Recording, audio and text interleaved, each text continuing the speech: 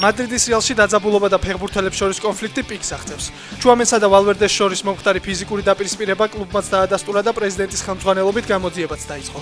მომხდარს თავად ვალვერდეც გამოეხმაურა. მან დაადასტურა ჩუამენესთან კონფლიქტი, თუმცა თქვა, რომ დაზიანებები მაგიდასთან შეჯახების შემდეგ მიიღო. არსებული ცნობებით კლუბი ორივე ფეხბურთელს ფინანსურ სანქციებს დააკისრებს. ჩუამენი კვირას ელ კლასიკოში ითამაშებს. ვალვერდეს კი თავის ტრავმის გამო 10 დღით დასვენება მოუწევს. პარალელურად კი მბაპეს გუნდიდან გაგდების პეტიციამ გინესის რეკორდი დაამყარა. მას ხელი 35 მილიონზე მეტმა ადამიანმა მოაწერა. ბაიერნის სპორტული დირექტორი ხვიჩა კვარაცხელიას პატარა ძმით აღფრთოვანებულია. კრისტოფ ფრაუდი ამბობს, რომ 16 წლის თორნიკე სუპერთალანტია. ის სუპერთალანტია, ვნახოთ რა იქნება მომავალში, თქვა მიუნხენის კლუბის მენეჯერმა. სავარაუდოა, რომ თორნიკე კვარაცხელია გერმანული გრანდის ახალგაზრდულ გუნდთან კონტრაქტს სულ მალე გააფორმებს. სატესტო შეხვედრაში მან გოლიც გაიტანა. ზედიზედ მეორედ, ხვიჩა კვარაცხელია ჩემპიონთა ლიგაზე საუკეთესოებს შორის დასახელდა.